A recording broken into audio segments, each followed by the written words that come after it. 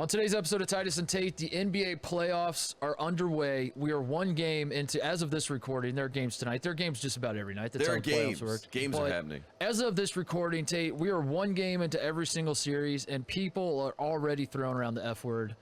The fraud. The frauds. The frauds are being, Yes. and as a guy who The loves, New York frauds? That's what they're saying.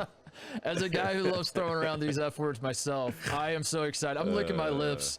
Oh, it's been so long. Not really, but it feels so long since we were in the bubble watching these, watching LeBron. Is Trae Young hitting a game winner good for college basketball? That's what I kept thinking to myself. I think so. I think so. Oh man, I am so excited to have the playoffs back. I forget the juices are flowing. As I said, calling people frauds one game into and game one, as we know, is always like the anomaly in the series, but everyone still takes the game one takes and they run with them. It's always you got every time someone under the age of 30 makes a shot. Yes. In all caps, the league is in question mark. The league is in good hands. Yes. Because you have to look at what this guy did and also John this Morant, guy did. Trae Young, every single young guy, Devin Booker, every playoff, it's in good hands. Yeah, it's in good hands. The playoffs are underway. We're going to spend most of the day talking about that. We're very excited, as most of you listening are. It is. This is the first time I can remember in a very long time.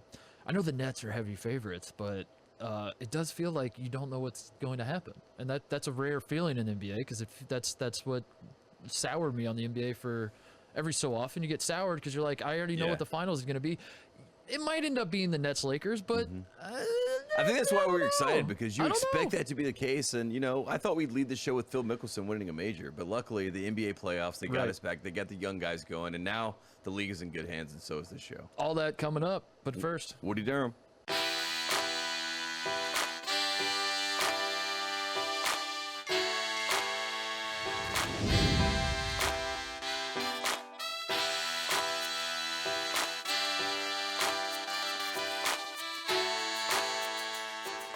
Monday afternoon here in the city of, used to be the city of champions. LA used to be, you know, the Dodgers. Last Lakers, episode we put our L's up. I think we have to do that again. Let's put our L's up because we're holding them in Los Angeles.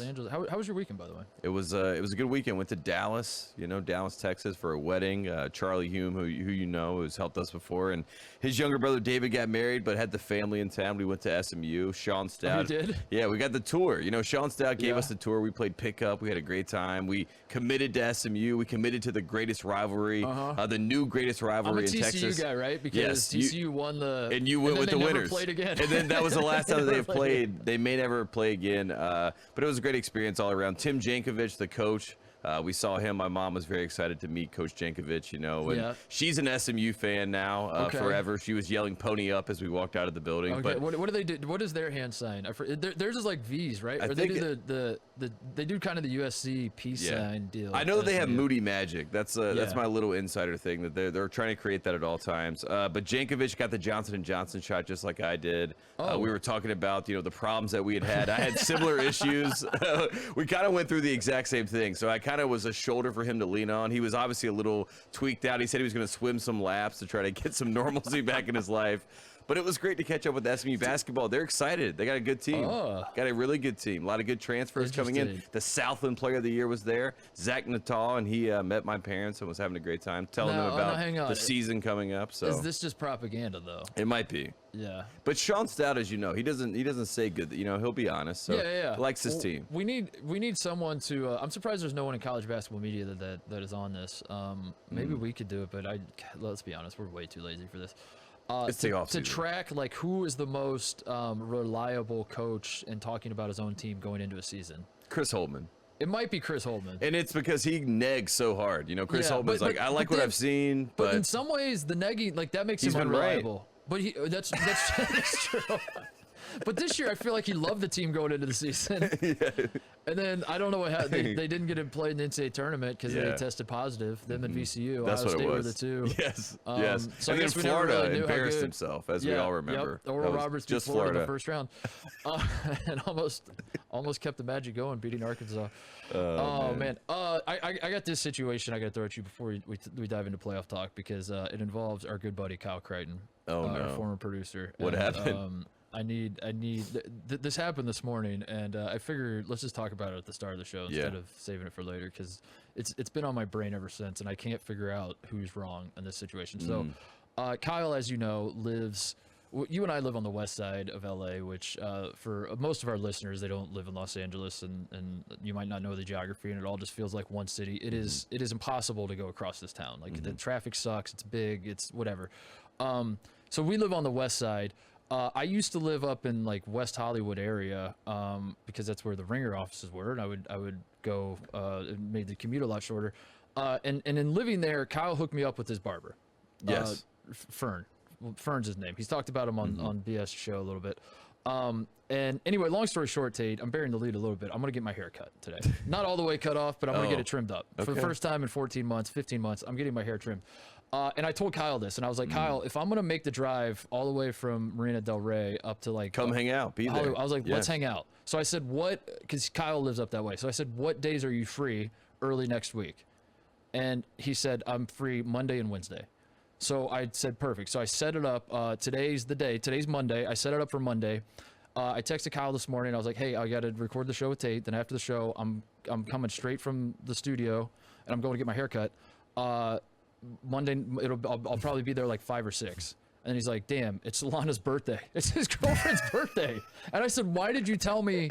I was like, I specifically asked you, what days are you free early next week? And he goes, typically a Monday and a Wednesday. He goes, you said early next week. And I was like, yeah, I meant like Monday, Tuesday, Wednesday. And he thought I meant early in the morning. He thought I meant every day of the week, early in the morning. Who was wrong in this instance, Tate? When you hear early next week, do you think Monday, Tuesday, Wednesday, or do you think any day of the week, but like before 1 p.m.? Kyle and I'm on the same side as Kyle here, which is he has found a great caveat to get out of this situation, which is he had a different connotation to what you were saying. I'm not sure that's what he actually thought, but I like that he has an escape plan. He had an escape. You know what I mean? He blamed it on me. And I was like, what the It's his girlfriend's birthday. This is honestly genius, you know what I mean? As someone who knows how to get out of a situation, I appreciate this from Kyle. I think you were actually right.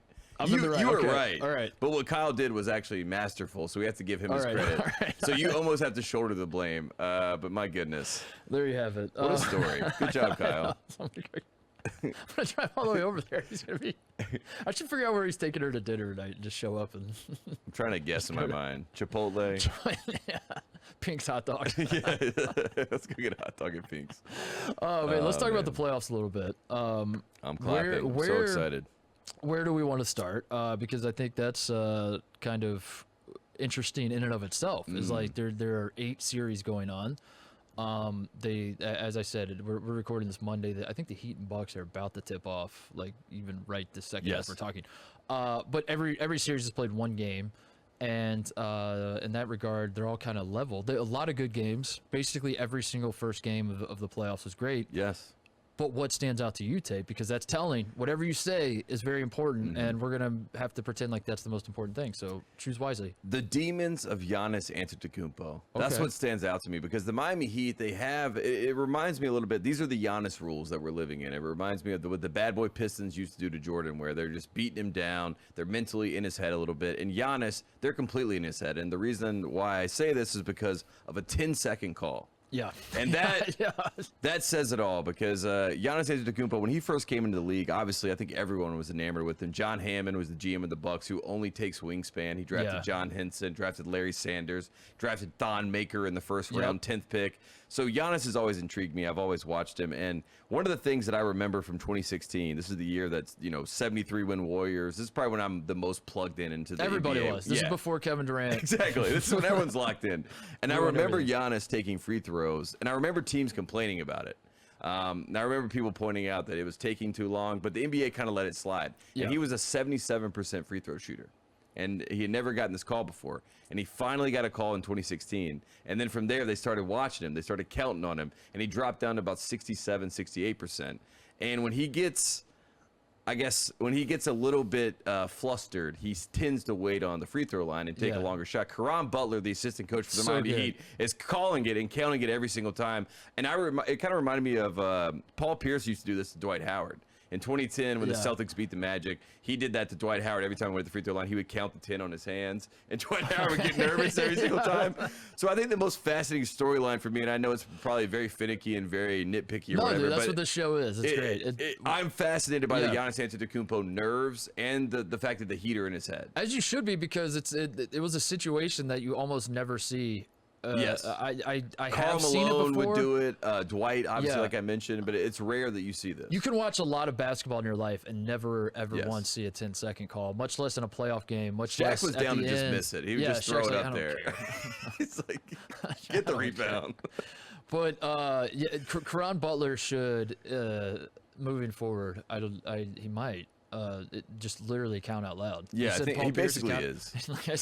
The moment he gets it, just go 10, Yeah, 9. yeah.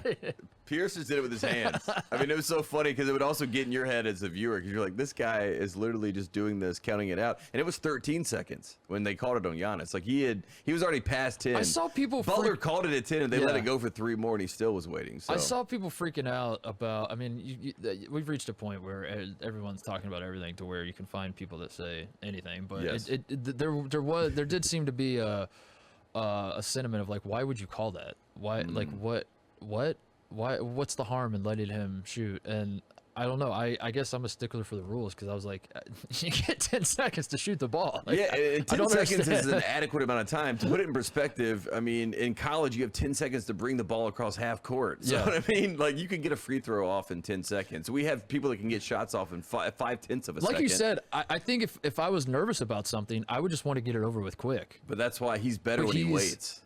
Yeah. Because he has to almost let like the demons come out, and then he has to like kill them. So he needs the time to like knock them away. You know what I mean? This. If this was college basketball, there would be like 5 meetings in the off season from the rules committee discussing whether we should extend the 10 seconds. Yes. Should it be 12 should seconds? Should it be 12? Yes. That's all it would be. Should it be Should it be 12? 12? I mean, and then like Jim Boeheim's like no, and yeah. the fascinating part of this Bucks Heat series too is that Middleton last year, we remember in the bubble they lost in 5 games, but the one game that they won was in overtime, and Middleton hit a game-winning shot. And that was kind of, in my opinion, the passing of the torch to say, hey, when we need a clutch basket, Chris is going to take the shot. Yeah. He hits the game-winning shot in this one over Duncan. Duncan played great defense. He did. I think we have He was to. right I there. think we have to. He was right there. I didn't see anybody talking about that, and I feel like that's results. That's results-based analysis. If we're being honest. Yeah. That no one has. Duncan should have come out and said it was a bad shot.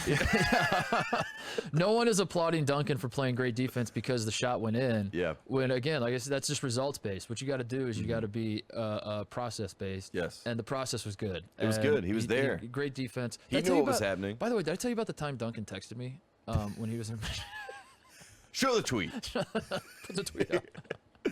I gotta figure out when I'm gonna fire that one off. I This year. felt bad for him, but I will say he got the flagrant where he did a very JJ Redick thing where he was he was trying to act like he was fighting over a screen, but he threw the elbow a little high. Very Duke move. Yep. He would have never done that when he was under the One-Shotting Podcast umbrella. Yeah. Never. Once he became. Never.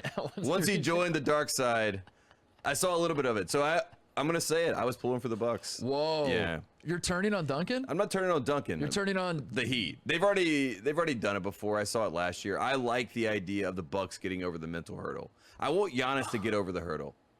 That's what I It sounds decided. like you're turning on Duncan. No. But I don't like Duke basketball You're turning plays. on JJ's influence on Yes, Duncan. exactly. You're like Duncan is your By son. proximity. It's guilty by association. What are you all your parents will say that, you know what I mean? If you're there, you're guilty by association. Duncan's there. Duncan's like your son who Who went to Duke. Who's into drugs and going through something right now, and you're like, I am not going to enable this behavior, so I'm kicking you out of the house. I still love you. When the prodigal son wants to return, Yes. I will be here. He had a great game. Duncan, Played for well. the record, I am not cutting Duncan out. Although I am not cutting him out. I am not cutting him out. I'm just you're pointing cheering out. against them. I'm pulling for Giannis to get over the mental hurdle. That's a my separate God. entity.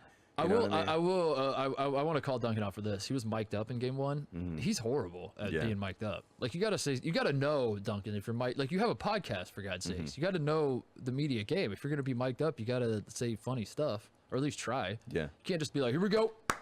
Or at least talk to the officials, like make some, do something, make a quip. Yeah. Yeah, I don't know. Maybe he did, and it was inappropriate, and they couldn't show it on TV or something. But they were like, and Duncan Robinson mic'd up. Let's take a look at what Duncan Robinson is saying. And he's just He's like, let's go, let's go. guys. We gotta do it. Here we go. Here we go, 5. What the hell, Duncan?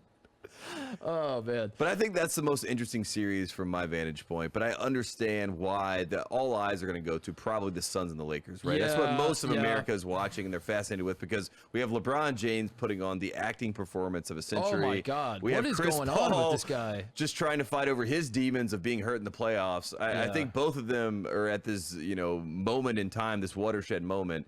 Thank God they're both okay. Chris Paul is going to play in game 2. He says his shoulder is just a little bit sore. But if he can't shoot the basketball, I feel like all signs point to the Lakers being able to bounce back in this series, even though I feel like America has said that they are dead to rights. They lost game 1. They lost 2 game 1s in the bubble. So I'm not going to be surprised if they come back in this series, but I do feel like everyone is watching this series. It's impossible to pin, because no matter what happens, if you come out and say what you think is going to happen in the Suns-Lakers series, number one, you're going to be wrong. Yes, always. And number two, you're going to kick yourself, because if you're like, yeah, the Suns are going to beat the Lakers. The Lakers are 7 seed. They're not even really that good to begin with. They haven't played well all season.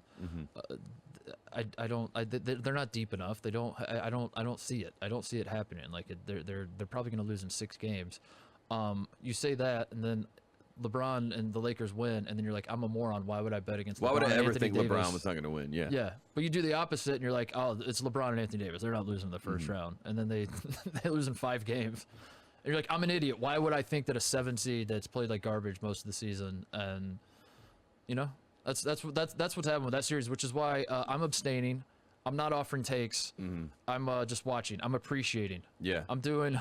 Yes, I appreciate the great basketball that's being played by these legends. That should be my shtick. Is like, that should be my NBA analyst shtick. Is like, I never have takes. I just say I appreciate, and like I just do pray hands. I'm like, I just appreciate both sides. Kobe, Jordan, LeBron, who's best? Appreciate them all. Yeah. While they're here, appreciate them while they're here, please. And the league is also in good hands, so appreciate them in the future. LeBron has gotten so much worse with the theatrics, hasn't he? Like, I'll say this: you're the if there's a LeBron, if we're supposed to like pick sides, you're probably the hater. I would like the guy. I think he's the most talented basketball player to ever live. I think he's the greatest athlete I've ever seen play a sport. But not the greatest basketball player I've ever seen play basketball. Okay. That's always been my differentiation. You know what I mean? The greatest athlete I've ever seen play basketball is LeBron James. Greatest basketball player, not LeBron James. I was qualifying it just by saying that, like, I, by and large, if I have to pick fan or not fan, I'm a LeBron fan. I'm a fan. but you also say it in that tone. You also can't just say, I'm a fan. You have to say, I'm a fan. I'm a fan. Say it with a straight face. I'm a fan. Oh man, he's on one. I was qualifying it by saying, like, if you're a LeBron hater, you're like, yeah, this is what he's been doing his whole career. Then this is nothing new to me. And I'm saying, as a guy who, like, I'm not an apologist for the guy, but like a lot of times I'm like, yeah, I don't know. He's selling the call. He's trying to draw the foul. He's whatever. Is it really the biggest deal in the world? I feel like he really is on one right now, Tate.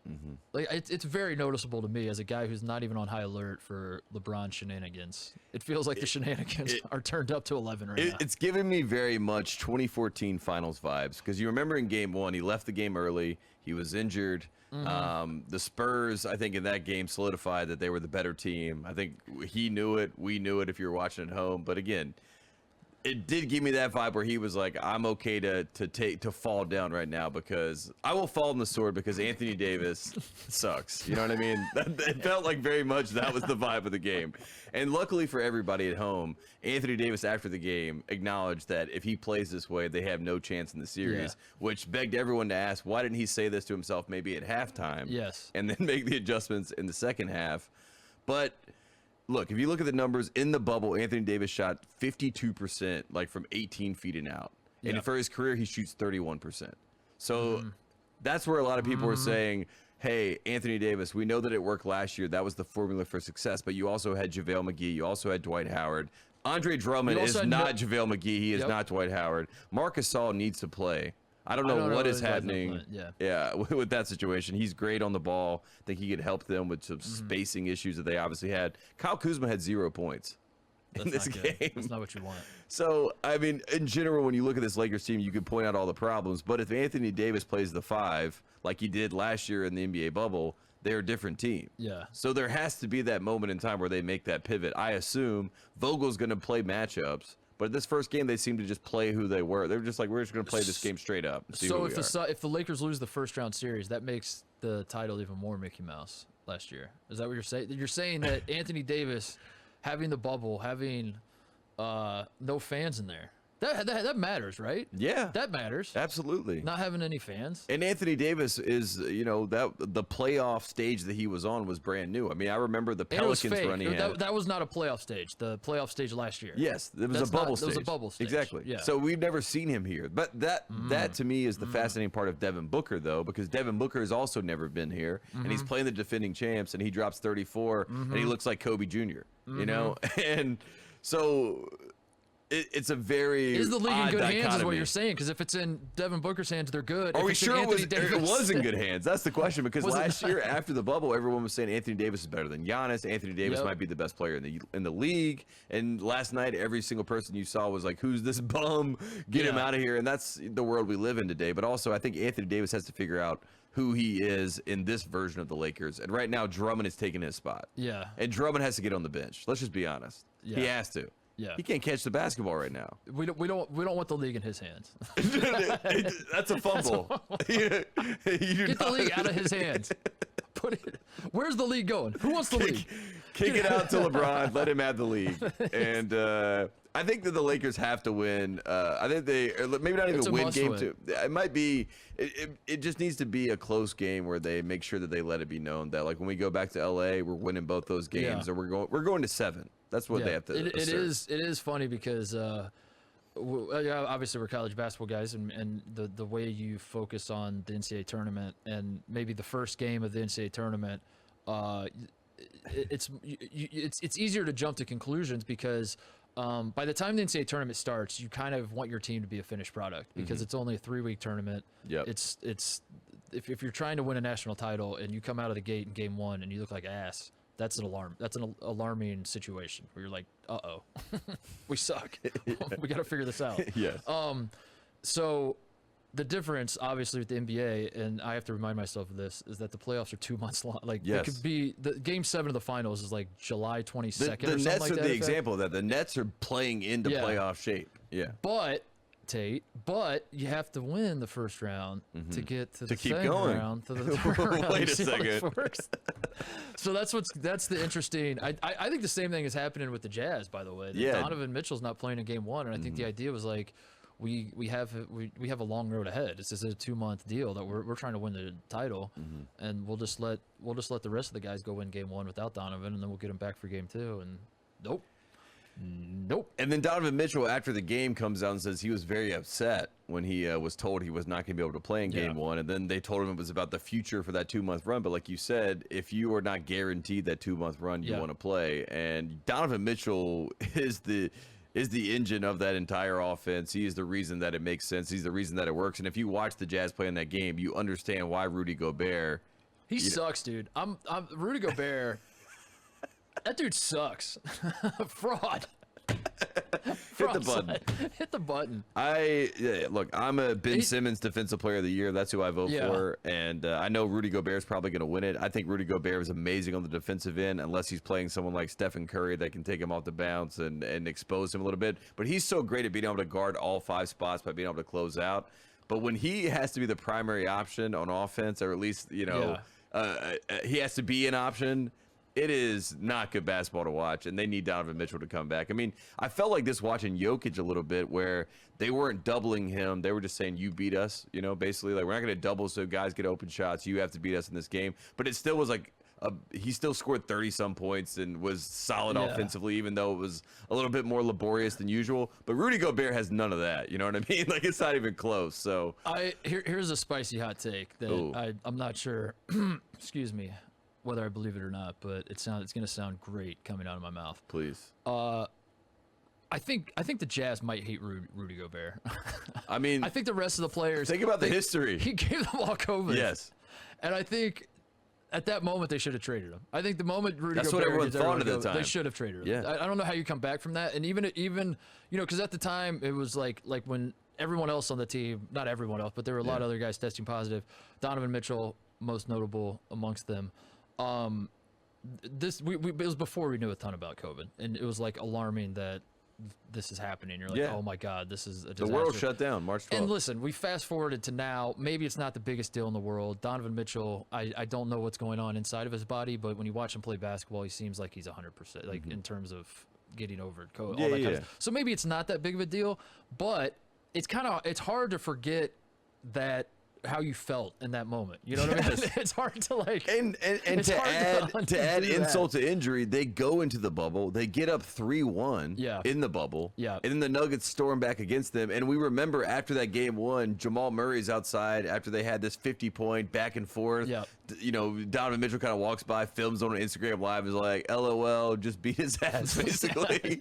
And then the rest is history. So the Jazz, they have to get over a mental. The best part of the playoffs is that there's so many of these little storylines, especially with individual players, whether it be Giannis or Donovan Mitchell or Devin Booker or even DeAndre Ayton. You know, I mean, he had that was his first playoff game. He has 21-16, 10 of 11 from the field, plus 19, dominates against the Lakers bigs, and nobody talks about it because, you know, we're like, because Trae Young and Luka Doncic also won, and so that means that DeAndre Ayton sucks. I guess that's what that means, because those guys won. No, I should have been the number 1 pick. I watched the Jazz. I watched a lot of Jazz because Mike Conley, That's right. See another storyline. My good personal friend and NBA All-Star Michael Alex Conley Jr. It's unfair that he has to play the Grizzlies. That's unfair. What the hell, Adam Silver? Yeah, everything I know about the NBA says they were going to rig that game against the Warriors. But that's a nice storyline, though. Conley going against a team that, you know, ended up making him the highest paid player in the league at one time. You know what I mean? So, and a guy who obviously helped the Grizzlies become grit and grind that everyone wants to bring back and is saying that they're bringing it back. So, but feel for him. But it's cruel that he has to like go up against Ja Morant. Like, that's unfair. That's unfair. Especially at this age. At this age? No. Play the horse competition. What are we doing? Show playing the horse. How dare you? How dare you guys? Other Grizzlies thought Dillon Brooks and Grayson Allen being on the same team is so good. If you're a fan of college basketball, you have to just cackle at that. That Dillon Brooks for the longest time was the Grayson Allen of the West Coast. That's like how you would describe it. If no one had watched a second of Oregon basketball, I'd be like, well, they have basically this guy that's, think Grayson Allen, and that's who this guy is, more or less. He's that good, and he's also that big of a dickhead to other teams. Yes. And every single fan if base he's on your team, you like him. If he's not, you hate him. That kind of guy. Yeah, he was that guy. And now Grayson Allen and Dillon Brooks are on the same team, and that is objectively hilarious to me that that they're on the Grizzlies together. I mean, in Grayson, 23 minutes, 6-man, basically for this team. But I love that Dillon Brooks starts over him, and I love that Dillon Brooks had this amazing game. And I also love the fact that the Grizzlies are a legit team. I mean, Jonas Valanciunas is a legit 5 in the NBA. They have some pieces. I've always liked, Jaren Jackson Jr. is kind of one of those guys where it's almost John Henson, where like I almost like him more of what I expect him to. The potential of him is always fascinating to me more than the actual production itself. But I could see him becoming a big star like Triple J. So don't sleep on Desmond Bane, dude. Talking about I know you're an SMU guy, so you don't want to talk about him. But as a TCU fan myself, he's a Hoosier too, by the way. Yeah. Yeah. Richmond, Indiana. Shout out Desmond Bane. A lot of Hoosiers in this series. Conley, Jaren Jackson. How about that? That's it. No, the Jazz are interesting because we're one game into this. They obviously have NBA title in their sights, and they were the best team in the NBA this year, regular season wise. Still feels wild to say that, to be honest with you. And so their eye is on the ultimate prize, and we're one game into this thing, and it feels like the locker room is in disarray. Whether it's true or not, that's what it feels like, and I think that's what matters most is just what it feels like. Well, whether it's reality or not. And you talk about the mental aspect of that team. The entire year they've been the best team. They've had the best record. But every single person that I would talk to in NBA circles says, "But yeah, we'll see in the playoffs." Yeah. I don't think that works in the playoffs. I don't think they're going to get that many looks in the playoffs. They're not going to get that many shots off in the playoffs. Yeah. Jordan Clarkson's not going to be reliable in the playoffs. And you hear all those things. Those guys hear all those things. So you're coming to prove that's not the case. Then in game one, you lose, so automatically you're panicking, and then you're thinking about all of that interpretation. What you're saying makes these playoffs so interesting to me because I think you're right. What you could say all that about the Jazz. You could say that about like every team that's good. Yeah. That's expected to win this thing. There's a very obvious case against every single team that's good. Even the Nets, who are the heavy favorites to win this thing. Yeah. The Nets, you're like, I don't know. They have 3 guys, and then the production falls off a cliff, and those 3 guys are never healthy. Those 3 guys basically just play ISO basketball. They're like they're optioning, they're staggering each other's points. I think they scored 104 points, but those three together scored like 96. Yeah, exactly. And they're probably going to win the title. And exactly. But I'm saying there's no one team you look at that's like they're pretty damn good, and that makes a lot of sense. And I totally see how they're going to do this. They all have obvious flaws. Yeah, and that's what makes it interesting to me, because that's rare for this era of the NBA that we're in. It's rare to go into playoffs and not be like, all right, it's probably going to be these two. And I guess we're sort of doing that with the Nets and the Lakers, but the Lakers lost game one. Yeah. And Anthony Davis looks like ass. And the Nets won game one, and they kind of didn't look great for, I don't know, 3/4 of it. I mean, I will say this. Talking about people I'm haters of, Jason Tatum, that kid has earned my respect over the past however many years he's been in the NBA, 3-4 years. Every single time I watch him and I want him to just kind of flop in this big moment, he's only superseded my expectations. I want him to flop. I love you're outwardly like, every time I'm crossing my fingers, dribble off your foot, you stupid idiot. I'm just waiting for it to happen because I heard so much about him being 19 years old, as you know, just being close proximity. So I'm expecting it to be a moment in time. But he stood up to Kevin Durant. I thought he was great in that game. I feel like the Celtics are not going to get swept in that series. Maybe they do, but I think they can get one, go to 5, and make it interesting. The Trailblazers and the Nuggets are fascinating to me as well, because the Blazers, Dame Lillard is a playoff player. He's a great player, and he likes being in these moments. And the Nuggets without Jamal Murray, they have a great game plan against them, so I think they can get past the Nuggets. And then they're a fascinating team, and we already saw last year with the Heat getting to the finals, there's a chance for like a 5-6 seed to be able to make that push. The Trailblazers interest me. You know what I mean? I could see them doing something. So making some noise, maybe. Yeah, perhaps making some noise. Maybe the league could be in good hands with Dame Lillard over here. Damian Lillard's hands. I love Damian Lillard. I know it's hard not to love him. I love him. What did you see what he said about Caleb Swanigan? By the way, I don't want to get into Swanigan stuff, but he basically just came out and was like, you know, like don't put this man down while he's in the situation. We have your back if you need anything. I mean, he's just that type of guy. Him, man. I mean, he's literally he's literally like that type of guy. And Damian Lillard is my favorite NBA player. I mean, seriously, in terms of like I you know, not to brag, but I know a handful of guys that are playing in the league, and so I'll cheer for my friends. But of the people I don't know, Damian Lillard is my favorite. Duncan. Yeah. Damian Lillard is my favorite because he's he's everything you would want in your superstar. Exactly. You know? And they have a path now, and I mean, obviously the Nuggets are very talented. I wish they had their full healthy roster. I think if they had Murray, you know, with Gordon and with Jokic, there's a chance the Nuggets would be the favorite to win the title. Take me back to the bubble when Michael Porter Jr. was bursting on the scene, and it was just pandemonium watching this kid playing in the playoffs. I mean, what about Bol? And I was going to say, Bol, I remember he played against the Jazz. He had like 11 points in a game, I want to say. Was it 9 points, something like that? He played like 5 minutes, it felt like. And he had 11 points against the Jazz in one of those playoff games. Yeah. And the Nuggets were so fun last year. They play tonight, right? The game 2 is tonight, I think. So hopefully they can. I don't want to give up on the Nuggets yet. I love Jokic. Aaron Gordon's interesting on the Nuggets. I know. If they had Jamal Murray, I mean, if they had their full team, I think they might be the favorites. They'd be the favorite to win the whole title. Yeah. So it just, that's why it's unfortunate. But I think that team, honestly, the construction of that team, Mike Malone is one of my favorite coaches. So that team is built to win a title at some point. May not be this year, next year, could be the next year. Yeah. So. But they said that about the Thunder all those years ago. So who the hell knows? We'll see. How many picks do the Thunder have this decade, though? You know what I mean? They just played a different game. They're just like, we're just going to process it out. All right, one series we haven't talked about at all, Tate, is a series that, if I'm being honest, if the roles were reversed and you open up the show and you ask me what is the one thing that stood out to you over the opening weekend of the playoffs, my answer would have been Madison Square Garden. Fandemonium. Mm-hmm. It was so. I want to be a hater so badly. I've made this point to you before about wanting to hate the Knicks because it's just like exhausting listening to Knicks fans pretend like they're the only franchise that has ever been cursed or suffered. Been through anything. Yes. But I am drinking the Kool-Aid on both this Knicks team and this like experience and all that. I'm not necessarily like cheering for them. I just like want to. There's something going on and I want to witness it, right? And watching the Knicks and the Hawks and watching Madison Square Garden at basically full capacity, was it close enough? I think they fudged the numbers, but like it was packed. Yeah, it was loud. It sounded. It was loud. Yeah, it was it was the perfect storm of like when I am old and gray and my non-existent grandkids and I'm thrown in a nursing home by myself, and I'm picturing my grandkids talking to me, but they're actually not even there because I don't have grandkids. It's a very bizarre hypothetical. I'm throwing out here, and I'm just talking to the wall. And they asked me about the pandemic, and they're like, what was it like? When did it start? When did you know it started?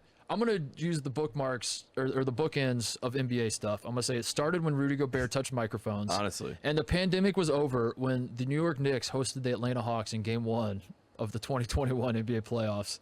And Madison Square Garden Agreed. was nuts. Yes. And that was like, that felt to me watching that, like, that is the definitive, we beat this shit. I know we haven't, technically. Like, it's, you know, that's not how it worked. But, like, watching it, that's what I felt like, was like, we're back. America's back. I mean, it was Spike Lee standing there with his like hands on his hips, just looking absolutely distraught. You know, after a moment just happened, even though he had a mask on. You know, it just felt normal. He felt like Spike Lee was Tracy Morgan there. having his mask like under his chin the entire day. I love that. I love that. I will say, I knew that the Knicks were going to have a problem when, you know, obviously the hype going into this game. I mean, the first playoff game in 8 years. We're going back to MSG. I saw Spike Lee go up to Julius Randle, you know, during the layup line. He's like saying something. He's like pointing at him. He's like, you da da da da da da da da da da da. You do this. You do this. You do this. And I saw Julius Randle like turn and then he faced back, and I could see like him go like a little ghost of like. This is a pretty big moment. Was the moment too big for Julius Randle? No, didn't play well. It wasn't that it was too big of a moment. Right. It was that everyone is trying to put the shoulders, and he has very broad shoulders, but you're putting too much. The league is on good shoulders. Yes, but you were putting too much on Julius Randle's shoulders, and you're expecting him to do too much. And I will say, Derrick Rose, awesome in this game. Yeah. Alec Burks, 27 points in 26 minutes. He was amazing in this game. I have to assume that the Reggie Bullocks of the world will play better in the next game. That, you know, Elfrid Payton, I don't know how he still starts on this team, but just start Derrick. You know, I know it's done for matchups and, you know, whatever, and him running the second unit. Don't overthink it. Just start Derrick at this point. Start the guy that's won MVP that you know. He played 38 minutes. Just start him. And I know Tibbs is, you know, Tibbs is one of the best coaches in the league, in my opinion, so I know he's got it figured out. They'll work this thing out. I think Quickly should play more over Payton. I would just bump Payton down to the third Sounds spot. like you don't think Tibbs knows what he's doing at all. I mean, listen to you. You're saying here are all the. I think Tibbs is a great coach, but also I think he's messed up all these. This is what Tibbs will do, is what I should say. Based on what I saw in Game 1, poor Frank came into the game. He played one play, wasn't it? Didn't he just come in for the very last play, and then Trae Young crossed him up like 5? Like Trae Young was like, "I'm going this way." Okay, you're there. Okay, now I'm gonna go back this way, and then I'm gonna cross him again, and then floater. Trae Young was so confident that he was going to get past Frank that he had John Collins coming over to set the screen, and he waved him off. Yeah, he said, "Don't worry, John. I don't need you anymore because this guy just came into the game to guard me." Can I defend Frank though? Please, because you can defend him, but I will say I felt bad for him. I'm not trying to throw him under the bus. I just felt bad for him. To be honest, I probably could defend him, like literally on the bus. I probably could. I have been in those situations, not in NBA playoffs, but I, as you may know, Tate, when I would get into games at Ohio State, it would be typically after it's hard to stay warm. I get that. That's what I wanted to say. I wanted to give Frank the benefit of the doubt and say, be put in a situation like that. You've been sitting on the bench all day. It's hard. It's hard. And it was hard for me to just run up and down the court, much less try to keep Trae Young in front of me. So maybe it's not his fault. Maybe it's Tibbs' fault. But also, I don't know, if like the one thing you can do is guard guys, and you look like that. That's supposed to be the one thing he can do. He can't do anything else, and couldn't do that. My answer the next time, if we're in a situation, because there's two ways you can look at it. It's basically like Tibbs understands that Trae's probably going to hit that shot against whoever's out there, so you might as well just put Frank out there. He's your ace defender, and then we live with it. But nobody up top loses their Peyton doesn't lose his confidence. Derrick doesn't lose his confidence, or all that stuff kind of gets taken care of. Next time, put in Theo Pinson. And let Theo Pinson go out there, just energy. Yeah, and clap in his face. Exactly. You almost throw Trae Young off. Slap the ground. He's kind of like, what is happening? Why is this guy guarding me right now? Just start barking. That would be my plan of attack next time. But shout out to Trae Young, man. I know he gets a lot of hate. I know a lot of people don't like him. He does. This is exciting because we're going back in time. We're doing the Trae Young. Yes. The better he plays, the more people get pissed off for some reason. He said he heard a lot of FUs. Which is what happened his year in college, and people were losing their mind, and a lot of it had to do with ESPN showing the Trae Young stat tracker, where it's like a minute and a half into the game, and it's like Trae Young 0 for 1, 1 rebound, 0 assists, and you're like, why do you have this up already? But in general, Trae Young, he didn't put the stat tracker up. He never has.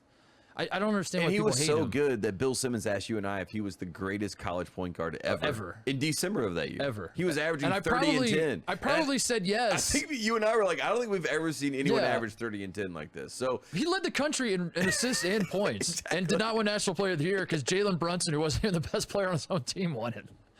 What? Jalen Brunson's playing great though. I don't need to redo the whole bit about Jalen Brunson. You know what's crazy? Oh my God, the guy led the country in scoring. You know what's crazy? As we look back in history, that draft that everyone was pointing at and saying you're an idiot. Well, guess what? Aiton's going to be a primetime player for sure. Luka Doncic's going to be an all-time great player, and Trae Young is a PTPer as well. So. Guess what? Marvin Bagley, swing and a miss. Why don't we appreciate them all? Appreciate them all. And also, Marvin Bagley's not swinging a miss yet. I still have hope. He's swinging a miss when you compare him to the other guys. But I didn't realize the Bagley family was that way. I told you I disavowed Marvin Bagley. Any Marvin Bagley takes. I was not aware that their father was. Remember, I disavowed when he wore the shirt to the Arizona game that said F Tucson. Yeah. And I was like, I disavow that. That's not what I want out of my franchise player's father. So I disavow. Take my takes away. I no longer. But yeah, Bagley might. I think Bagley is he'll figure it out. But he's like an Ed Davis NBA type career. That's what sucks though, dude. Is like Derek Favors, like one of those guys is gonna be a journeyman big who's actually important to your team, but the casual fan will say he's a bust. Kind of like Kwame Brown. Kwame Brown, yeah. Who is very important to a lot of good teams, and a lot of people want to dismiss him. Very important to my. And the country came back out and. Very important to my content. Digestion right now. I've watched a lot of Kwame Brown videos, by the way, and he is probably that has helped the Jordan legacy, by the way. Yeah. You know what I mean? As being a Jordan stan that I am, like Kwame Brown coming out and being like, "Let me set the record straight, folks." Kwame's got to he's got to like announce when he's going to drop these. You know, like I kind of love it. It'd be like Thursday night, 7 p.m. Next one's coming. It's eyeball emojis, and then everyone's tuned in. Right? I mean, I don't think he's thinking about it. I think he's just filming these videos and he's just putting them out. I'm saying you need to start thinking about it, Kwame. We can make some serious money off of this. Call us. He does it next one. He shows it. He looks like a NASCAR driver. He's got like all these sponsors on his hats and shirts. I mean, I'm right there. Are you worried about the Knicks? Final thing on the Knicks? Or do you think it's going to be a one I am worried done? about the Knicks. Okay. The Knicks aren't as good as the Hawks. That's what stood out to me. What part of what made that environment so cool was that I think Knicks fans know they're not as good as the Hawks. I think they know that Trae Young is better than Julius Randle and everyone on their team, and the Hawks are just better. But there's something romantic about the relationship between the team and the fans because of that, where they feel like they're overachieving. They're watching the Knicks. I mean, when Thibodeau was hired, they were like, this is not the answer. Yeah. And the roster now, they have, they're like, this is disaster. That's not what they're saying now, but yes. Right, but that's what I'm saying. Yes. Yeah, they knew going into the season not to expect much. They get the 4 seed, and I think Knicks fans know that this team is overachieving, just on paper of what they thought coming into the season. So part of that, Tate, for me, when I was watching the fans losing their mind, it's the perfect storm of the Knicks are back in the playoffs for the first time in a long time. Hosting game 1, by the way, because even, like that's rare that they're a top 4 seed. Yeah. The pandemic, obviously, it's been a long time since a lot of the people that were at that game have been in an arena like that with that atmosphere and all that. So that helped everyone go nuts. But the third part that made that so cool to watch is that I feel like the fans understand that that the team needs a little bit of extra juice to get over the hump. Absolutely. And I think they're going into the game as fans saying, like, the boys need us. Yes, they want us. You know what I mean? We have they need to the will energy. them. Yeah. Yes. And that made it cool, which makes the whole scene cool. But also, if you're asking me who's going to win the series, I'm like, that's not a great place to be if you're the Knicks. I don't think the Knicks are better than the Hawks, and I think this is a Derrick Rose series. Okay. This is what I'm hoping for. I think if the Knicks win this series, it's not going to be Julius Randle. I mean, maybe he has like a game where Julius Randle has like a 30 and 15 type game, and we're like, yeah, that was a huge win for them on the road in Atlanta. But I think Derrick Rose versus Trae Young closing out the games. Derrick's made for the playoffs. Okay. I mean, he's had some moments. 2015 was the last time against Cleveland. There was like can the Bulls actually get redemption on LeBron and the Cavs? But then the Cavs obviously got past the Bulls. But there were some great games there. I think the Bulls got up 2-1 in that series. So I'm hoping that Derek maybe has kind of a full circle. I get over this bad period that I had with the Knicks the first time. Then I come back and win a playoff series for him. So it sounds like you're saying without saying that Julius Randle, the moment's too big for him. No. Julius Randle can't be the guy. Julius Randle is a Kobe disciple. He knows what big moments look like. But I will say, Spike Lee, just leave him alone. You know what I mean? Yeah, I would agree with that. Like let him just do what he's been doing all year. Don't add anything else. You haven't been there all year, Spike. Telling him don't touch. You haven't done that yet. Yeah, you haven't done that yet. You got to this point by not doing that. Exactly. Don't do that now. Exactly. Don't mess up the formula. And you already did this with Reggie Miller. Like, we've already seen that whole story before. You, in fact, hype up the other team. And Trae Young was getting hyped up by the Knicks fans. That's the funniest part. It's like Knicks fans are hyping their team, but also powering Trae Young. Because Trae Young is the ultimate message to the haters, player. That's what he seems to live by. He's too little. His hair sucks. Exactly. That's about it. I think that's really it. And he flops a lot. Or he does it. Draws fouls. He kind of has a no home base that he can. Like, he's not like a college guy. Like, I wouldn't say as much as I joked about that. I wouldn't say that was a win for college basketball. As a whole never embraced him. Exactly. Which was very weird. So he's not in the first round. He's not really an AAU guy. I guess he is. He could be Trae AAU. That could be like his little nickname. Maybe he's an AAU type player. A lot of people complain about his flopping and flailing and things like that. Yeah. So maybe he's AAU, but NBA is not embraced. He's never been really embraced. No, because he was drafted over Luka. Exactly. Or Luka was drafted over him. EuroLeague hates him. Yeah. They're like, get this guy out of my face. Yeah, and the NBA media hate him because Luka is the golden boy. Exactly. So he is not loved by anybody. So the fact that he was able to do this, great. I will say congratulations. In Madison Square Garden. Exactly. And you know this. Every single hoops guy will tell you, if you can do it in MSG, then you're really a great player. So it's only one game, Tate. I know. So the people with Trae Young, they'll still dismiss it. His whole career, they're just like, but can he do it in the second round? But can he do it in the third round? Oh. What else is there? What have we not talked about? We haven't really talked 76ers Wizards. Does that move the needle for you? Not, I mean, the Wizards, the Wizards are better than I guess they're more fun to watch than I didn't watch a lot of Wizards this year, if I'm being completely honest. But Bradley Beal is awesome. I love watching that dude play. But the 76ers are gonna. Is Ben Simmons? I guess my question. Yeah, is the Sixers have to. Is Simmons? Is this like? Is he doing performance art? Like, what's going on? Like him and Draymond especially. You mentioned them two. And Gobert? Those are the 3 Defensive Player of the Year finalists. I really feel like the 3 of them. We got to stop talking about how good of defensive players they are, because they are great defenders. Yeah, I'll admit that. But my God, like.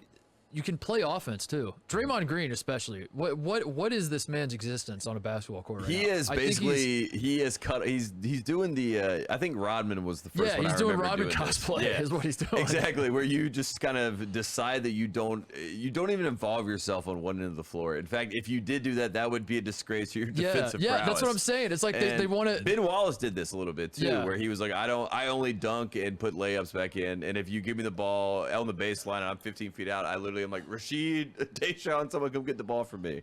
So I feel like it's a little bit of that with Ben Simmons, but also he's of 6 players all time to have 15 and 15 in a playoff game, 15 assists. And it's like Wilt, Magic, Fat Lever, Jason Kidd, LeBron James, Ben Simmons are the 15 and 15 guys. Yeah, the 15 and 15 guys. So he can also get in this. Ben Simmons will win in the end when you look at the same with Russell Westbrook. It's like when the kids do the numbers later in life and they build the legacies of these guys. There will be a kid that comes out and argues that Ben Simmons and Russell Westbrook were the greatest players ever. Yeah. You know what I mean? Yeah. And that's just kind of what Ben Simmons is. And I love Ben. I'm a fan of Ben Simmons. I understand why people don't like him, but he can flip the switch. Like, he had 42 against Utah because he wanted to... That's what I'm saying. It's so weird. Like, what? It can be an infuriating thing, right? If you can flip the switch, why don't you just flip the switch on and leave it on? It's the Anthony Davis thing. When he's like, I got to play better. I'm like, can you flip the switch? Just flip. Please, I'm begging you, flip the switch. I understand the I'm flipping. frustration. I understand the frustration with Simmons. I do like that he can guard 1 through 5. I think he's a fascinating player. He's awesome. He's an awesome basketball player. I'm not saying he's not. But just he's like, frustrating. That, I understand I'm the frustrating part of it. That's what I said. Is this like some sort of performance art that I don't get? That like Ben Simmons is. It feels like when Larry Bird was playing the Hawks the one time. He's like, I'm gonna shoot left-handed every shot. Yeah. Was that the Hawks or was that someone else? It was the Hawks. He's like, I'm gonna shoot every shot left-handed. Those series were always great. Him versus Dominique. You know. That's what it feels like. Ben Simmons does. Is he's like, all right, tonight I'm gonna go for 20 and 20, but I'm gonna try to take 0 shots. Exactly. What? That's Ben. All right. Tonight I'm gonna try to score 50 points. I'm gonna get 0 rebounds though, just to be funny, just to troll. I will say that you talked about the. I mean, I 100% agree with that. But when I look at the Sixers, they are the team to me that checks the most boxes of a championship team. Like if you came to me, I would agree with that. And that also scares me because I think that the Nets are going to break the tradition of championship basketball this year. But if you were to look at this roster I mean, Tobias Harris, 37 points, great in this game, dominates in the mid post, is a scorer that you can have late in shot clock situations, going to handle. Danny Green and Seth Curry are 2 of the best spot up shooters you have in the entire NBA, in my opinion. And then you look at George Hill, sure-handed, great guard they brought in. Dwight Howard's the best big off the bench in basketball. And so Matisse Thybulle could be a first-team all-defense defensive player. Yeah. He had 2 blocks in game 1. So I look at the Sixers and I fall in love with them, but I also have been heartbroken by Ben Simmons and this team before. That's what I was going to say, is that every one of these teams, you go back to doing the brain-dead thing that we always do. The year that the Raptors won, I was all in on this. I thought the Sixers were going to go that year to the finals. Not maybe win against the Warriors, but I thought they were going to go to the finals. So that was the last time my heart got ripped out, and Kawhi obviously did that. So they've been there before. They've had the stage. Shake Milton was a 6th Man of the Year candidate at one point during the year, so I like him as well, being a scoring option. But yeah. But we do this with every sport. We do this with college basketball where Baylor, I want to believe in Baylor, but They've let me down before. They've let me down. They've never made the Final Four. Like, I'm not going to believe in this. Oh, they won the national championship? Okay. I guess I'll believe in them. I believe. Yeah. I'm not going to believe in Virginia. They lost to a 16 seed last year. Why would I believe in Virginia? Oh, okay. So maybe national that have the same. You bring up the Raptors. Like, people were saying the same thing about the Raptors. Like, can the Raptors? Kawhi can't do this. This is a piecemeal situation. There's no way that works. That's not how the NBA works. You need continuity, and then he does. The Warriors can win. Great. Jump shooting teams can't win, and then the Warriors won, and they're like, okay, they can. All right. But that's why it does point to. You know, Kevin Garnett said anything is possible in 2008 after building a super team with the Boston Celtics, which was never supposed to happen ever. It does feel like the Nets, we talked about it, we did an NBA preview pod. The Nets win a championship just with offense. If offense wins championships, that would be awesome. That's the one that's like kills the final stigma that we have in the NBA about basketball and what works. But that's what I want the NBA, another frustration I have with the NBA, and I have many, obviously. I air them all on this program. Let's have a Festivus for the NBA. One of them, one of the reasons I prefer college is that there's so many different styles and there's so many different ways to get to the mountaintop. We'll say you can win a national title playing a lot of different brands of basketball, and it feels like the NBA for this isn't exactly true, but it feels in a lot of ways that all the teams sort of play similarly and are trying to do the exact same things in the exact same ways. And the idea of the Nets doing it their way, and the Lakers are a defensive-minded team. They can't shoot really, and the Nets can, and the Jazz try to make a ton of threes, and the Clippers try to make it, and having all of these sort of teams have their success in their own ways, and there not being one formula to win in the NBA would be great. I would love that. Yeah, I would love small market and not one formula to win. Why do people like the Knicks this year? Because they have an identity. Yeah. Why do people like the Heat? Because they have an identity. Yes. So, like, why do people like the Warriors? They have an identity. And also, that's the reason why you can hate those teams, but at least you understand who they are and what they represent. So that was the problem I felt like in the pace and space era of the NBA that we've seen since 2016. It's all these teams trying to play the same way. So then you have I remember the Hawks and the Warriors. Like, the Hawks were like the B version of the Warriors for like 4 years, where they were just like trying to copy the same thing. I don't understand why you would try to do that if you know you can't beat that. You're never going to be that. They're that. So why don't you try to do your own thing? And maybe that. Anyway, let's wrap up playoff talk with this. It is what I'm calling the way too early fraud power rankings. Oh, I love this. I love this. We are one game into the playoffs. There is nothing I enjoy more about the NBA than calling guys frauds. It's a 2-month tournament, and we are 1 day into it. And that tells me all I need to know. Yes. I figured out who the frauds the numbers. I've who are the frauds? Here are your top 5 frauds as of 1 game into the first round. Are you ready? Number 5, I have Adam Silver for not suspending LeBron, and also not rigging it, so Steph Curry would be in the first round against the Jazz instead of Mike Conley having to play his former team. So Adam Silver, fraud. Which, funny enough, Stern would never. Stern would never. Yeah. Actually, not suspending LeBron is the smart move. That's the Stern move. That's the Stern move. Yes. So maybe I don't put him for. That's not fraud. But not that's letting not fraud. Steph Curry into the playoffs is Yeah. a very anti-Stern move. Making Mike Conley play his former team. Anti-Stern move. That's anti-Stern. That's fraudulent. I don't like it. Adam, you're number 5. Number 4, the Utah Jazz, just in general. Just the whole vibe. The Utah, not the Jazz, not the team. I'm gonna write it. I'm gonna change this. I'm gonna mark it out. Not the Jazz.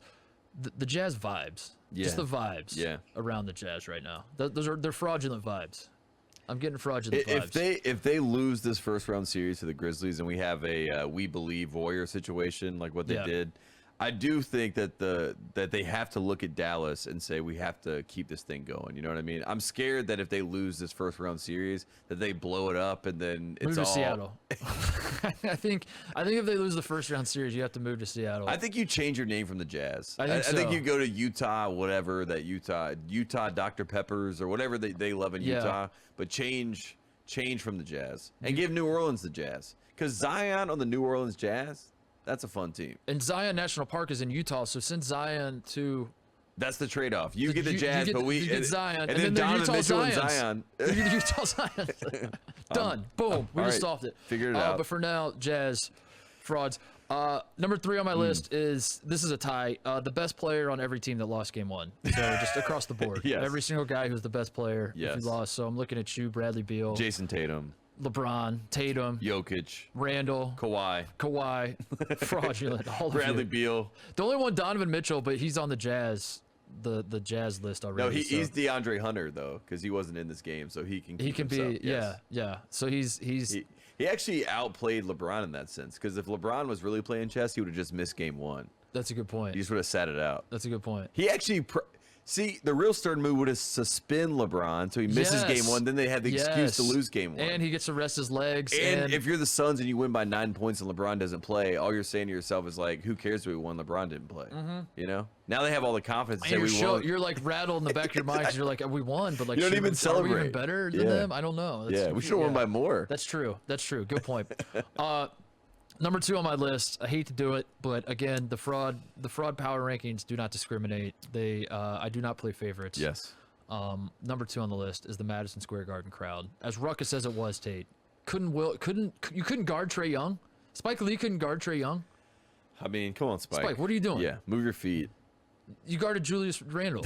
You're talking. Why don't you give Trae Young the hype up speech? I know. I think that's what he should do. Reverse psychology. He should go up to Trae Young before game 2 and just say, "Hey, I'm really impressed with you. I think that you're a great player." You got to throw the fraudulent tag to MSG though, because coming out of the game, that's like all anyone's talking about. I saw Jacoby, our former colleague, many moons ago. Making the argument that the Knicks won. Like he was joking, but, like a big win for the Knicks.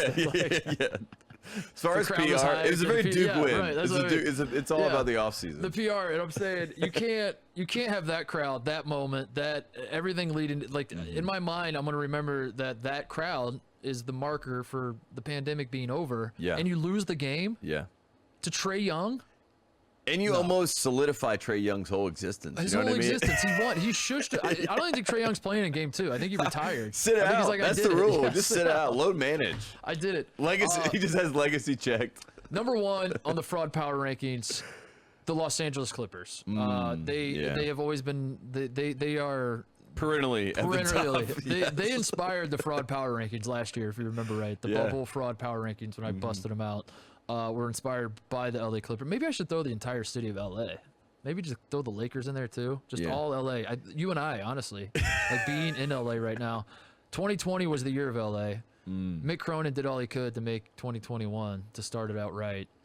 I don't know. I'm worried. It is. There are a lot of rumblings. Or there have been a lot of rumblings that Kawhi is, not necessarily locked in for the future with the Clippers. Did not like how last summer played out. So.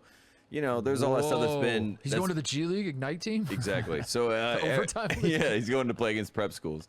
Those rumblings I hate because then it just gets weird and finicky. But the one problem that I see with this Clippers team is it's a perfect example. Kawhi has the huge dunk on Kleber. Yep. And then Kawhi literally looks at him for a second, then runs up down the floor and runs back on defense, as you do. And then 3 Clippers are there just like standing over him, like saying, take that. You know what I mean? And they end up losing that game. And Luka already last year in the play, had that big shot in the playoffs. They went to 6 games. Yep. But in general, I feel like there's bad vibes. I don't think the Mavs are good enough to beat the Clippers. I don't think they lose in this round. I really don't. But if they do, then all bets are off. You know what I mean? If they lose in the first Move round, it to Seattle. Well, Paul George. I mean, seriously. Should the fraud power rankings this year be the move to Seattle power rankings? They already said they're going to add 2 teams, right? Isn't that the? Or maybe this isn't public. They're going to add. Allegedly, they're going to add Las Vegas and Seattle. Those are the 2 teams. So, and apparently one of those teams may be the Pelicans. So, and a lot of people are saying it's going to be Las Vegas. So then Asia Wilson and Zion are in the same place, and 2 South Carolina #1 picks. So, but also the Clippers going to Seattle would be amazing. They're never going to leave. I know they can't. They can't because Billy Crystal would be like, "What?" Yeah, they're going to move more teams to LA. That'd be funny if they move like they announce another team is coming. They're moving the Grizzlies out of Memphis, and you're like, "Oh my God, they're going to Seattle," and then they're like, "No, going to LA. Anaheim." Yeah, Anaheim. They're playing in the Los Angeles Grizzlies of Anaheim. Of Memphis as well. They're the Memphis Grizzlies of Anaheim or something. They just play their games out of. Oh man. So the Clippers number 1 on my and they kind of tanked, didn't they? They wanted to avoid the Lakers. They were resting guys down the stretch. I don't believe that story. The whole franchise. I really don't believe that story. Chauncey Billups is on staff there, and Chauncey Billups would never let a team try to dodge another team. I hear what you're saying, but it's also the Clippers, man. They have fraudulent. Do you think Kawhi would rather be here in this situation or be the third fiddle in LA with the Lakers? Because I feel like I'd rather be on the Clippers and deal with the. Still, yeah. You know what I mean? Yeah. So I think he still made the right choice. I saw a lot like the Lakers faithful that push these narratives. They're like Kawhi, LOL, said he's gonna be the king of LA.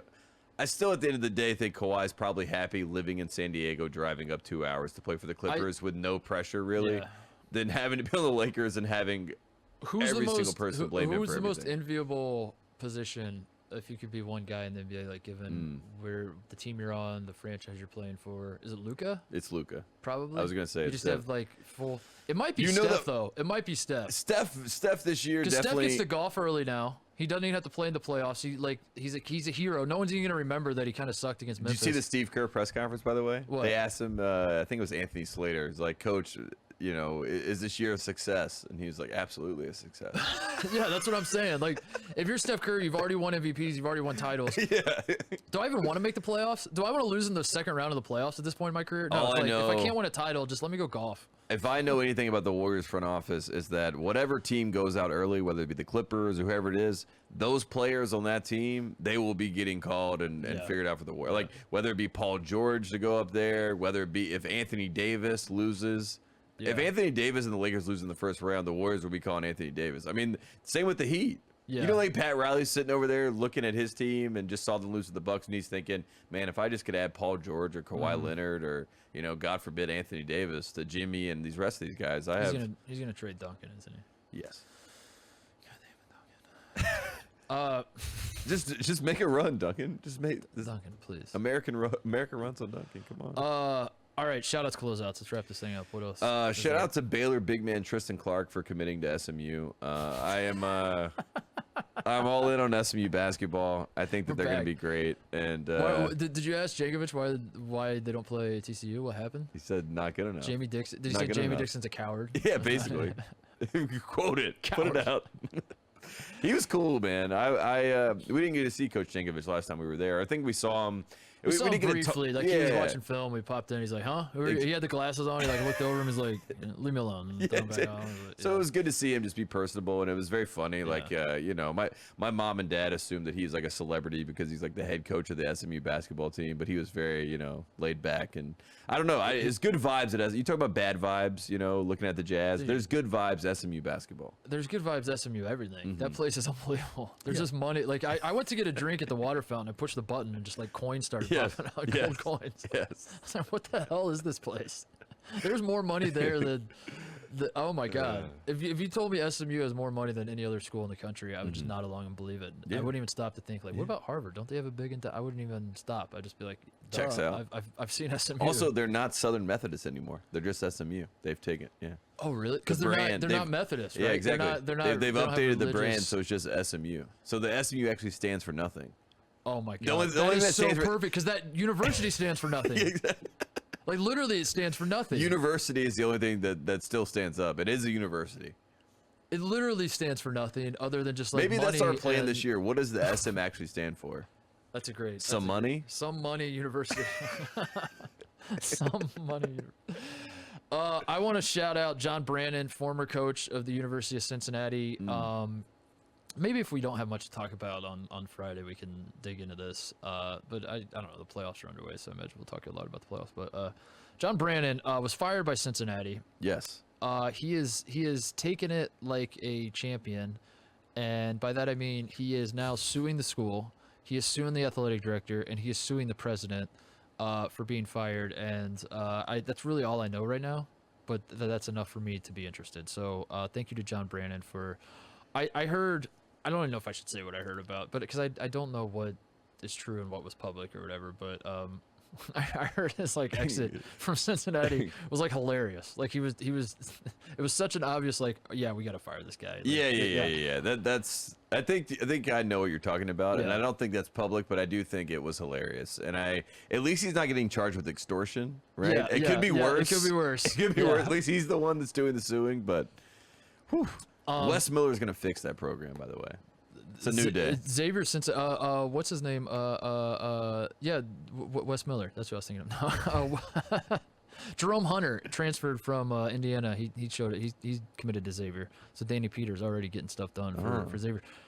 UC Xavier is going to be awesome now. Wes Miller and Travis It's another Stewart. rivalry that we're split. They're probably never going to play again. The crosstown shootout will be over by the time we back this, but you're probably right. I'm on the Cincy side. Travis Steele. We have a lot of Xavier fans. Shout out to Xavier though. They have always been nice. Travis Steele and Wes Miller feel like they would hate each other. Like, they feel like they're definitely gonna hate each other. Wes Miller is like Wes Miller has Jerry Stackhouse vibes. You know what I mean? Where like he might fight the other coach. So there's a. I like the fire in this rivalry. I love that Travis Steele beat Cincinnati 2 years in a row and then goes to Dana Gardens or whatever the bar's called. Buys all the beers. And then he did it this year and tested positive for COVID like 2 days later. It's like worth it. Don't care. Yeah. I want to shout out the high school super league that's forming. Did you see this? Did you hear about this? That the prep schools that matter, quote unquote, around the country are forming. They're inspired by the European soccer model that lasted for 3 days, and they've decided to do this themselves. They've started with Oak Hill, Montverde in Florida. La Lumiere made the cut in northern Indiana. IMG Academy, a handful of others. I imagine Bishop Gorman will find their way in there. That one stands out to me. Finley Prep. Yeah, will probably be in there. What's the LA ones? I mean, the Sierra Canyon. Sierra Canyon. Yeah, that's the one where Bronny is right now, and Zaire Williams before, and. But they're starting a super league, a national high school super league, and they're doing it. The statement says they're doing it because this is quote best for the kids, and that's really where our mind's at. Is it is wild that high school basketball has become what college basketball used to be. You know what I mean? Like it was trickle down economics for sure. So like crazy, it just went all the way down to grassroots basketball. So. And it's crazy that anytime you come up with an idea like this, I was joking. They didn't actually say it's best for the kids, but that's like what the defenders will say. They're like, it's best for the overtime league is a good thing because it's great for the kids. They're being exploited by the NCAA. This is better for them. The G League Ignite is better for them. Meanwhile, like all the kids that go that path are like, I made a huge mistake. Yeah, I've been exploited. I've been exploited. This whole system exists just for all those people to make money. But anyway, congrats to all you idiots that started this high school. I do think high school basketball will be on national. I remember when LeBron played Oak Hill in 2002. Yeah, Ivan Harris was on Oak Hill. Yeah, and that was on ESPN. Jay Billis is calling the game, and I remember Jay Billis in that game saying that this was wrong. Yeah, it was. I think it might have been the first time that we've ever had a Jay Billis "this is wrong" moment. But he basically said we should not be doing this to high school kids. And I think since that game has happened, there has just been so much even more investment. And Sierra Canyon has an IMDb TV series. Stupid, dude. It's so stupid. It's so disgusting. But I mean, we follow college basketball. College basketball, it's all stupid. Yeah, it is. It is. It's all stupid. It is. I remember that game because LeBron. I vividly remember the one play where I watched a lot of his games, but I'm pretty sure this is the Oak Hill one, where he at one point like goes to drive right, takes a dribble, and then comes back between his legs like the wrong way, like backwards. You know what I mean? Yeah. On a step back. Yeah. And hit a step back three, and I think that was when I bought in on LeBron. I saw him do that, and I was like, that dude is like 6'8", 250. He's gonna be pretty good. And then I was right. I was the first one. I was the first person to believe in LeBron James. I think I remember watching that game and saying, I think I really like Romeo Travis. And that's when people were like, are you a LeBron hater?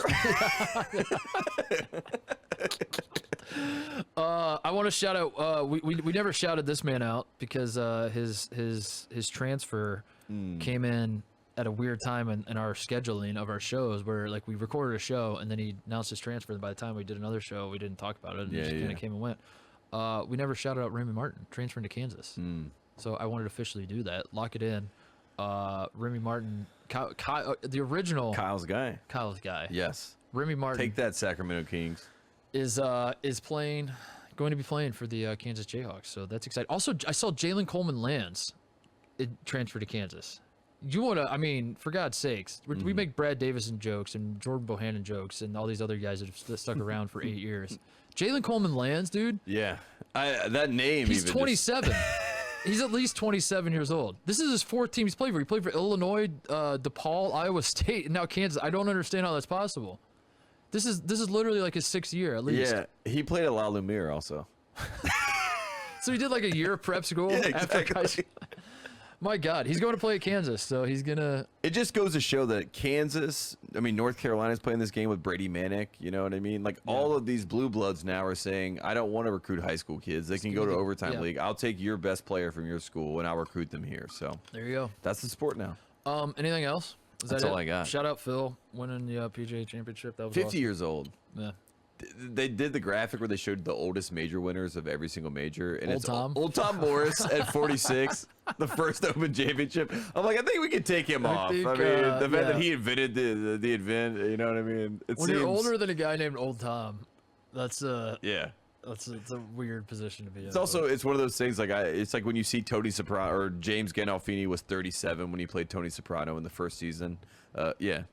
What? Yeah, that'll get you. That's like when I saw old Tom Morris was only 46 in that picture. I was like, I thought he was at least 70. Oh my God. Oh my God. Oh man. All right, that's the show. We'll see you guys on Friday. Thanks for listening. Good luck to all the frauds out there. We're only one game. Giannis, shoot the free throw. A lot can change between now and then. Crown Butler, I hope you start counting down. That'd be please, Giannis. Just get it out. God. And Duncan, be interesting on your mic. That's all we got. See you guys Friday.